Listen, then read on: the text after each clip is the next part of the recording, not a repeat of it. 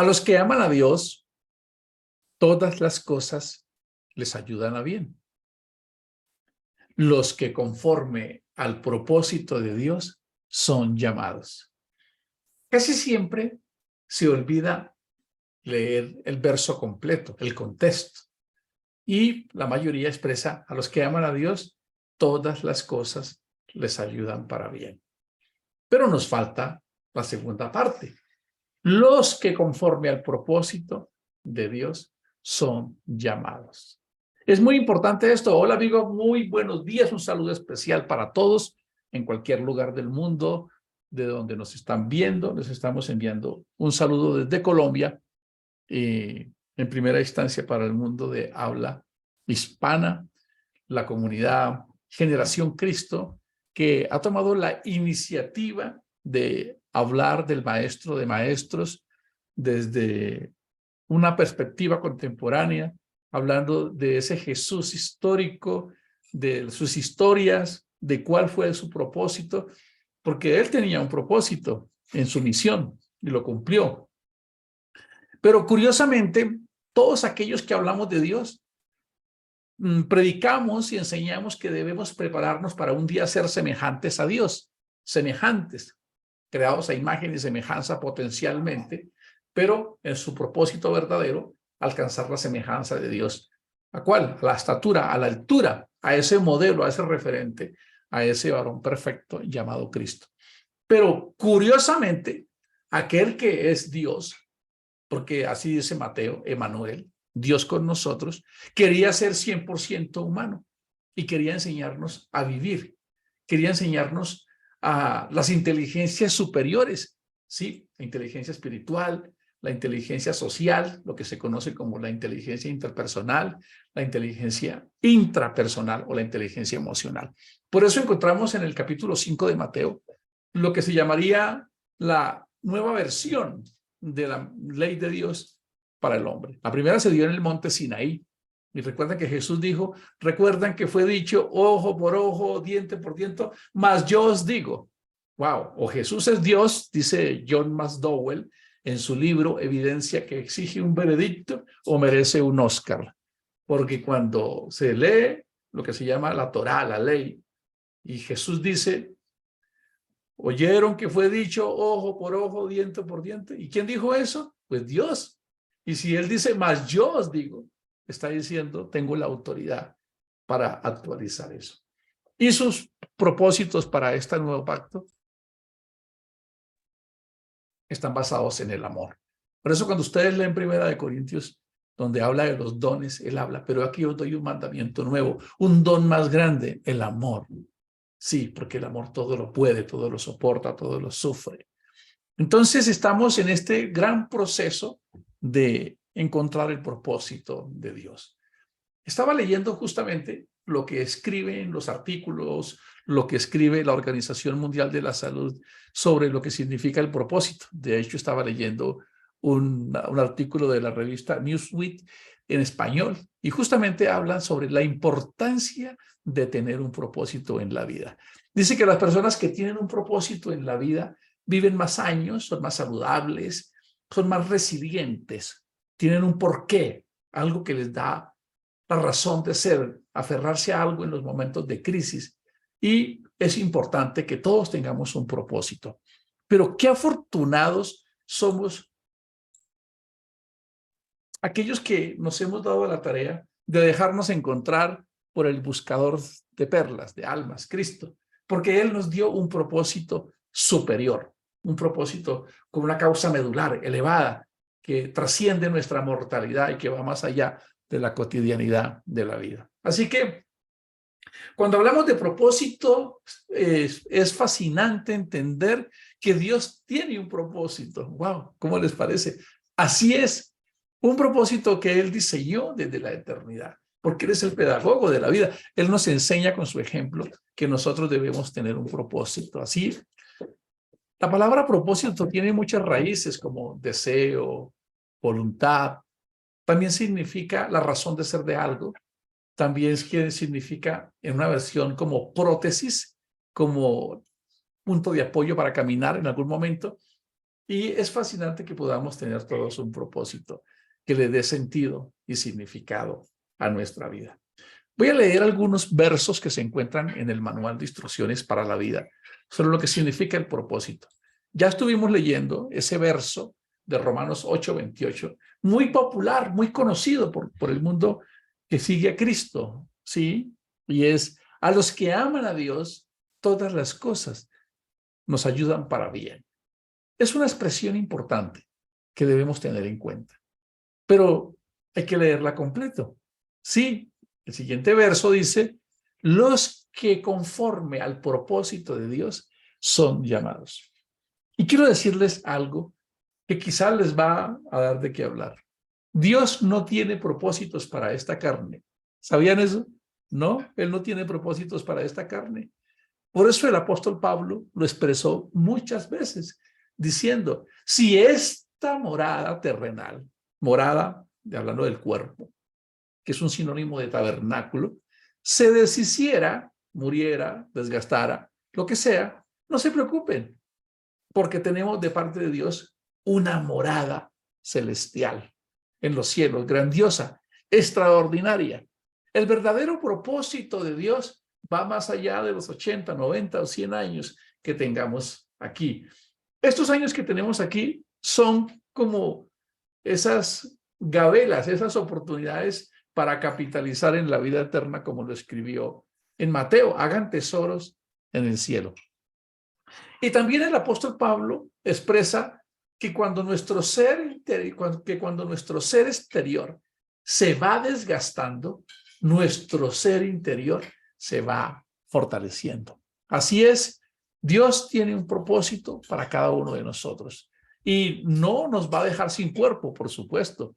Es lo que dice su palabra. Seremos revestidos de inmortalidad a la semejanza de la gloria del Hijo de Dios. A veces no entendemos la expresión Hijo de Dios como lo veíamos ayer. Si los que conocen un poco de lo que significa las máquinas de inyección para hacer plásticos o para hacer moldes, siempre hay que hacer un molde, hay que hacer un prototipo. Y cuando ya se hace el molde, cuando ya se hace el prototipo, por ejemplo, este pocillo, si vamos a hacer miles de pocillos de pues hay que hacer un molde. Y nos va a tomar tiempo, un poco de inversión, pero después de que esté hecho el molde, salen muchos pocillos. Pues como Dios no tiene cuerpo, Dios es amorfo, es incontenible, Él necesitaba un prototipo para que aplicara la palabra semejanza. Y cuando Cristo viene y nos coloca ese molde, ese prototipo ideal, ese varón perfecto, glorificado, entonces ahora todos nosotros vamos a alcanzar esa semejanza. Y eso es extraordinario. Claro, lastimosamente a veces no logramos diferenciar entre el plan y el propósito. El plan que las personas conocen es Dios vino a salvarnos, y es verdad, pero ese no es el propósito. El propósito de Dios es más elevado. El propósito es hacernos a su semejanza. Por eso, allá en Primera de Juan 3, el escritor, por el apóstol Amado, en su epístola universal, escribe lo siguiente. Ahora somos llamados hijos de Dios. Ya hemos hablado de esto una vez. Ahora eso es tiempo y espacio. Somos llamados hijos de Dios, que también es una personificación, porque ahora somos llamados hijos de Dios. En la eternidad, en la dimensión, pasamos de hijos a ser cónyuges, a ser esposos, para que no nos vayamos acostumbrando a que en la eternidad le diríamos padre, allá le diríamos oh esposo mío, o amado mío, o amada.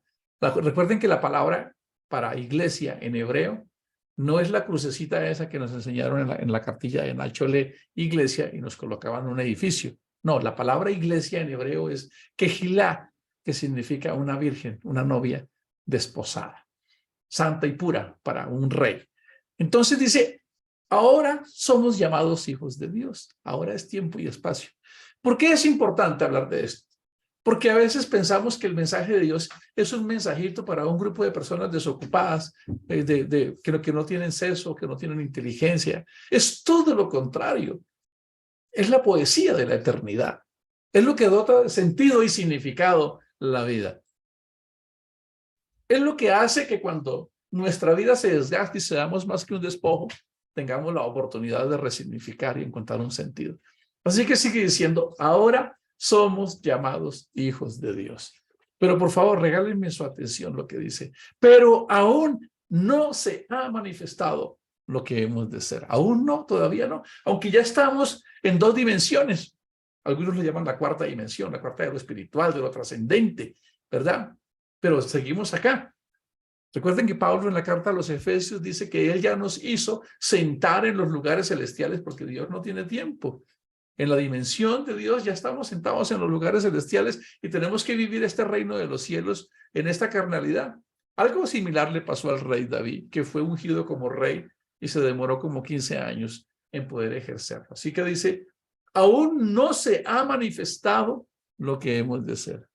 Pero cuando Él se manifieste, ¡wow! ¡Qué poderoso es eso! Cuando se descorra la cortina, cuando se descubra la eternidad y se manifieste en toda su gloria, entonces le veremos tal como Él es, porque seremos semejantes a Él. ¡Wow! ¡Qué extraordinario es esto!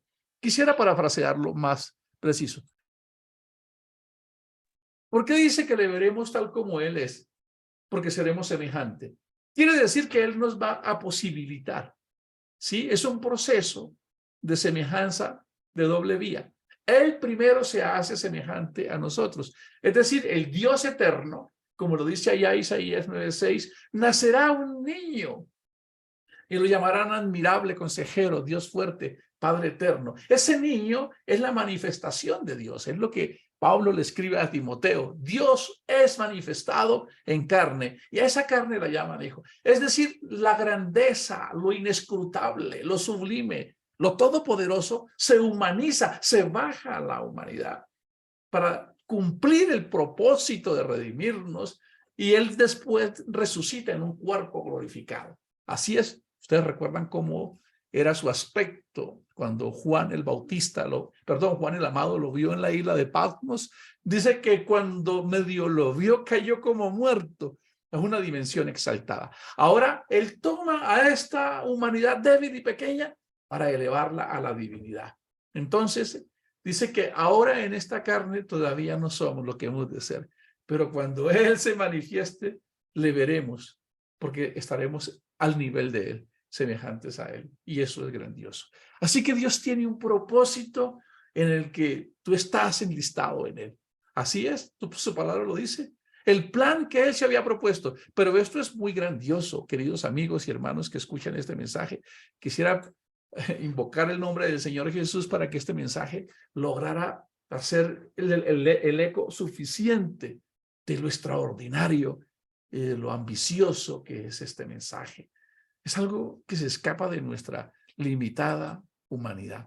Voy a leerles un verso que está en el capítulo 3 del libro a los Efesios y dice de la siguiente manera: para que la multiforme sabiduría de Dios sea ahora dada a conocer, mucha atención, para que la multiforme sabiduría de Dios sea ahora dada a conocer por medio de la iglesia, es decir, de ti y de mí, de todos nosotros, a los principados y potestades en los lugares celestiales. Dios nos está involucrando en su reino para hacer todo un complemento de este mensaje que viene del cielo a la humanidad, para que luego la humanidad que es elevada al nivel de Dios lo consume en el cielo. Es lo que dice este verso. Lo voy a repetir. Es maravilloso. Dice, para que la multiforme sabiduría de Dios, es decir, este mensaje que nosotros recibimos, del cual nosotros estamos disfrutando ahora, en algún momento, siendo parte de ese propósito de Dios, nosotros, todos aquellos que le creemos, seamos los embajadores ahora de ese reino en los cielos. Y así lo dice, para que se lo demos, para que la iglesia se lo dé a conocer a las potestades en los lugares celestiales. Déjenme leer el verso 11. Conforme al propósito eterno. ¡Wow! ¡Qué maravilloso! Así es, Dios tiene un propósito personal que hizo en Cristo Jesús nuestro Señor, en quien tenemos seguridad y acceso con confianza por medio de la fe en Él. Alguien lo dijo de una manera que quizás pueda sonar cliché, Haz de cuenta que, como cuando tú tienes en tu billetera las fotos de tus hijos, alguien me escribió así de una manera un poco jocosa, que si Dios tuviese una billetera, tu fotografía estaría ahí. ¡Wow! Se levantaría en la mañana, va a haber un momento en que se cumpla el propósito y estaré, pronuncia tu nombre, con Él en la eternidad. Y esto es grandioso. Dios tiene un propósito para tu vida y quiere que nosotros nos unamos a ese propósito superior. Y de paso, pues vamos conquistando nuestros propósitos, como tener buenas familias, como enfocarnos en ser buenos ciudadanos, propósito, es decir, determinar esa razón de ser. Necesitamos también llenar nuestras vidas de propósitos y ser embajadores de Dios en cada uno de nuestros roles. ¿Cuántas áreas de la vida tenemos? Somos padres, somos hijos, somos esposos, ciudadanos, tenemos amigos, tenemos cultura, salud, la vida profesional. Es un mundo de roles y nosotros podemos involucrar toda nuestra vida en ese propósito de Dios. Quisiera precisar este mensaje con un verso que está, un texto bíblico que está en el manual de instrucciones en 2 de Timoteo, para que veamos la grandeza y la profundidad de esto. Déjeme leérselo. Dice así: por tanto, Pablo le escribe esta carta a Timoteo y le dice: por tanto, no te avergüences de dar testimonio de nuestro Señor. ¡Wow! ¿Cómo alguien pudiese avergonzarse de dar testimonio del Señor? Bueno, en esa época, en el siglo I, cuando nace la iglesia, no era tan popular ser cristiano como ahora. Ya ustedes lo saben, que los cristianos eran despojados de sus bienes. Creer en alguien que había sido muerto por el imperio de turno, por la ciudad de turno, la capital del mundo, el imperio, y los que morían crucificados eran considerados los bandidos más crueles. Así que expresar que seguían a alguien que había sido crucificado ya causaba motivos de escándalo entre las familias. Los novios: no, que mi novia es cristiana. ¿Cuál cristiana? ¿De ese Jesús que crucificaron? No, eso no lo puede saber la sociedad. Por eso Pablo le dice a Timoteo: no te avergüences de dar testimonio de Cristo. Y también le afirma: ni de mí, que estoy prisionero, que estoy en la cárcel por él. Y le dice: participa de las aflicciones por el evangelio. Es decir, paga el precio del evangelio, según el poder de Dios. Y miren esta expresión tan maravillosa: ¿quién nos salvó? Dice, el poder de Dios, ¿quién nos salvó? Recuerden quién es el Salvador, que es maravilloso. Según el poder de Dios, ¿quién nos salvó? Y llamó con llamamiento santo. Es un llamamiento de Dios. Si tú estás siguiendo este camino, si has sentido que como que estás enamorado de Cristo, como que este mensaje te da sentido, es un llamamiento a una vocación trascendente que el mismo Dios te está haciendo, ¿verdad? No conforme a nuestras obras, déjenme leer esto, sino según el propósito suyo. Wow, gracias Dios por haberme incluido en tu propósito, según el propósito suyo y la gracia gracia significa don, regalo inmerecido, que nos fue dada en Cristo Jesús antes de los tiempos de los siglos. Él es un planificador por excelencia. Es un plan que se gestó desde la eternidad, como lo dice el escritor santo al escribir: el cordero que fue inmolado antes de la fundación del mundo. Tiene esto miles de años en la mente de este gran, poderoso Dios que es nuestro Dios. Un plan extraordinario. Pero miren cómo se termina este verso de 2 de Timoteo, capítulo 1. Dice: pero que ahora, volvemos al tiempo, ha sido manifestada por la aparición. La palabra se puede traducir por la revelación. Es decir, se descubre la cortina de la eternidad y el creador participa de su creación. Así lo dice: por la aparición de nuestro Salvador, Jesús el Cristo, el cual quitó la muerte y sacó a la luz la vida y la inmortalidad por el evangelio. Sí, les estaba contando las batallas épicas de Alejandro Magno, de Temístocles, de Aníbal, de todos estos grandes hombres que inspiraban, de Artajerjes, de Ciro, Darío. Eran guerras épicas donde el mundo pareciese quedarse en vilo, porque eran millones de personas que combatiendo y eran muertes para ganar las zonas comerciales, pero eran batallas de humanos y aunque la promesa de ellos era botín, honra, gloria, inmortalidad, y jamás ha habido gente tan motivadora como ellos, invitar a personas a entregar sus vidas, a aborrecer sus vidas, como pasó con Alejandro Magno, que llevó su ejército por el desierto de Gedrosia, y de 60,000 soldados, 25,000 murieron nada más pasando ese desierto. Así es, por un sueño terrenal, por una promesa terrenal. Pero aquí tenemos una promesa indestructible que dice, quitó la muerte y sacó a la luz la vida y la inmortalidad por su propósito eterno. Querido amigo, tú que estás viendo este video, que a veces no sabes qué hacer, quizás lo has conseguido todo y te preguntas, pero ¿qué sentido tiene la vida? A veces pareciese ser que la vida fuera simplemente lo material, pero resulta que cuando hemos corrido y le hemos entregado todo, nos damos cuenta que aún seguimos vacíos. Es porque el único que dota de sentido, que da significado a nuestra vida, el único que puede calmar esa hambre, ese apetito insaciable por sentido y propósito, se llama Jesús el Cristo. Es como cuando el pez está en el agua, está en su ambiente. Cuando volvemos a Cristo, nosotros volvemos a casa, a Génesis. Encontramos nuestro propósito. Te damos gracias, Señor, en esta mañana por la oportunidad que nos brindas de encontrar un propósito en ti. Y no sabemos cómo agradecerte que hayas mirado nuestra pequeñez y nos hayas incluido en ese propósito eterno de ser hechos a tu imagen y semejanza. Gracias, Señor. Amén. Nos vemos mañana en el siguiente tema.